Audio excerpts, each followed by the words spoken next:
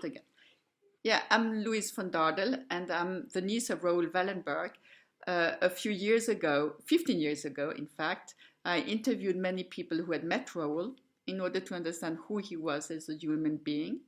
And one of them was Marianne Vaney, who is Hungarian. She was born in Debrecen in a Jewish family, but she was educated in a Catholic school and became a Catholic later after the war. And what was special with her was that in the summer of 1944, after having been felt disgusted by the work doing at the Jewish Council, where she was making lists of Jews that was given to the Nazis, she decided to quit and to work for Raoul instead, which she did. And she did lists that were saving people instead of lists that were killing people.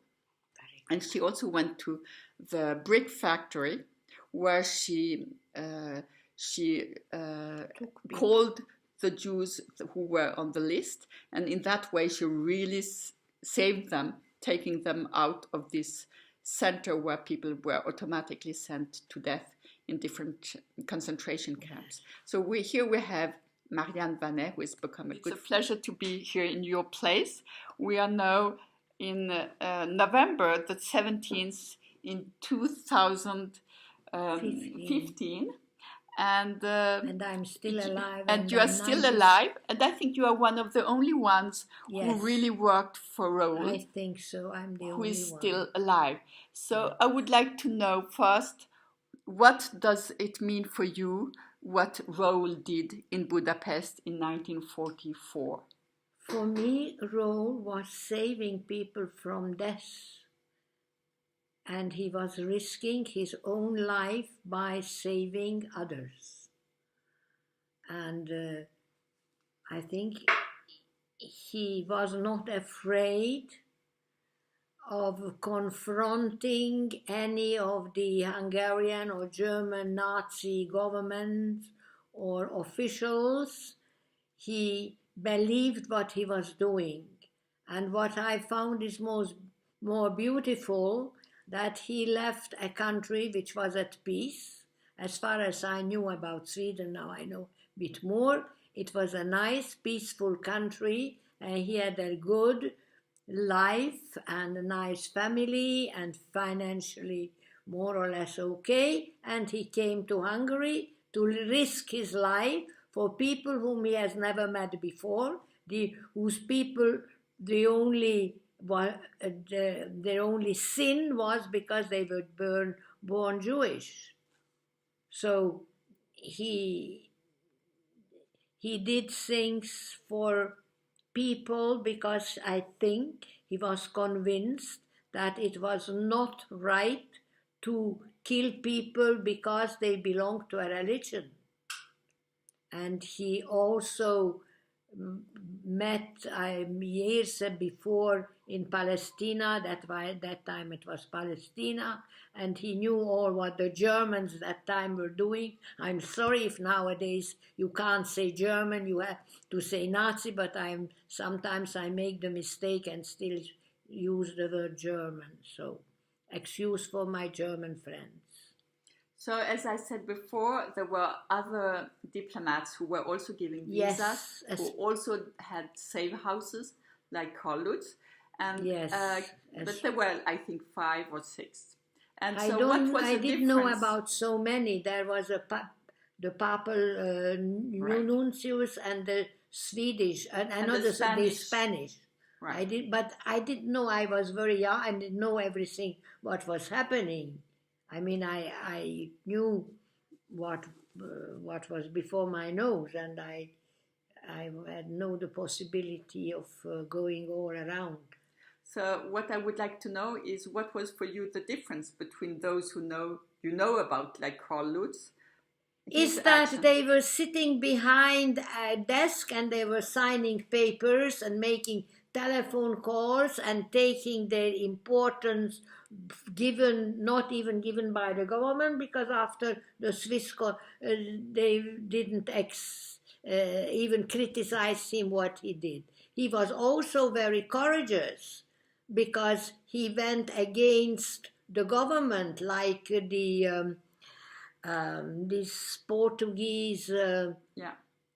I can't remember now. Is the Sousa. de Sousa. Mendes de Sousa. Mendes de Sousa. There were people who risked their social or official situation, but not their life, as far as I think I know. But that time I was very young and I didn't know so much. So as you met Raoul and saw how he worked, in which way did he risk his life as a diplomat? Well, as far as I know, he would go out on the street and he didn't have a lifeguard behind him, and I don't think he had a revolver in his pocket to save. He was walking around and had an appointment with Hungarian officials in the government, and I still don't know whether he met Eichmann or not. That was still a question of whether, but anyway, he met certainly German officials, and and certainly met Hungarian diplomats, and he probably exercised a certain pressure on these. Well, you will see when the war is over, and Hungary will be considered as what you call it. There is a word for it. As guilty. Guilty, yes, but there was a more. Yes. So, he was even threatening the Horthy, not directly, to see, well, when the war is over, then Hungary would like to live and considered as a civilized country, and not the same as the Nazis. And again, I'm going far. So you feel he was really in danger? Yes. I mean, I knew it after that time we were all in danger. Maybe I was not conscious that he was, because perhaps I thought since he is not Jewish, he is not as much danger as the Jews. But since he was fighting for the Jews with the occupying power, then automatically he was in danger. So do you think, I mean, this is considerations we have today, maybe you didn't have it at that time. Certainly not. Did he do a political action, or was it a pure humanitarian action? I can't answer you because I don't know the difference. I mean, I have to think. That time these concepts were not in my head. Okay, so even like human rights, you didn't think of? They were not talking. How could you talk about human rights when half of the population is killed in gas chambers? Where was the human rights? Okay, and all the German concentration camp, Dachau, and so. Where was the human right in Germany? I hope that they are not. I shouldn't say. So, in order to have human rights, you need to be alive. That's what you mean. Yes. And he was helping people to be alive. Yes, exactly. Okay, so what do you think about all these discussions we have today about human rights for all kinds of subjects? I can't find a word when that is on. It means that you are talking about something like Salon Blödsinn. Human rights, I think it's a new word. And I think sometimes it's ridiculous to find human rights when there is no human rights. When the half of the population in the world now has no so-called human rights. So how could they invent a word the moment when this doesn't exist? Like we have television and we have laptop and we have all that sort of thing. But how could they talk about it in 1920 when there was nothing? If somebody that time would say there is a telephone where you can see the picture of somebody, would say you are on the moon. Right. So at that time, human rights, the concept did not exist. No. Okay. So now another topic is today where many prizes are given for Raoul Wallenberg with the name of Raoul, a medal with the name of Raoul. So who would be a good person for you? What kind of action would a person do who would get this kind of prize? I don't know anybody who would get it. Okay, but what would I'm sorry, maybe they are, but I don't know. Okay, what would be the right action? What would be coherent? If I want to make a comparison, what Raoul did, then I would say only people who save other people who are in the danger of death or danger of being killed. They are the only ones who should get the prize? Yes. Okay. And not because for something which could be important but not necessarily, no.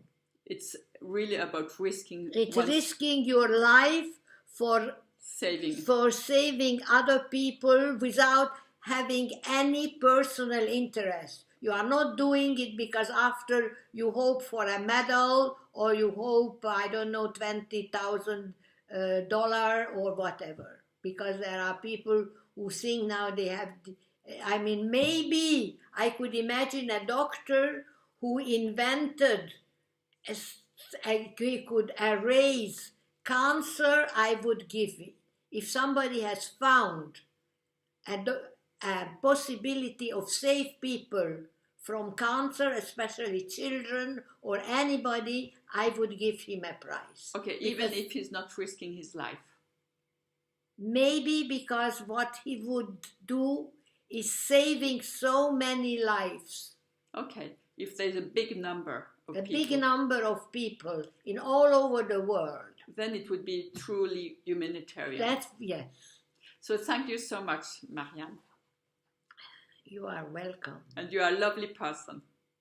Thank you. I don't know, but I am certainly, in spite of my age, I still have a lot of energy. Or I don't think energy, that's not what my children would call the sort of dynamic. Aggressivity. You have dynamic. No, they call me aggressivity. And you are really alive. And I'm Raoul, alive. Yes, Raoul saved your life and you are still alive. And he saved my life, of course. So let's hope the movie went on. I hope so too. Because thank you very much for coming. If I want to make a comparison, what Raoul did, then I would say only people who save other people who are in the danger of death or danger of being killed. They are the only ones who should get the prize? Yes. Okay. And not because for something which could be important but not necessarily, no. It's really about risking. It's risking your life for saving other people without having any personal interest. You are not doing it because after you hope for a medal or you hope, I don't know, $20,000 or whatever. Because there are people who think now they have, I mean, maybe I could imagine a doctor who invented, he could erase cancer, I would give it. If somebody has found a possibility of save people from cancer, especially children or anybody, I would give him a prize. Okay, even if he's not risking his life? Maybe because what he would do is saving so many lives. Okay, if there's a big number of people. A big number of people in all over the world. Then it would be truly humanitarian. Yes. So thank you so much, Marianne. And I'm Raoul, alive. Yes, Raoul saved your life and you are still alive. And he saved my life, of course.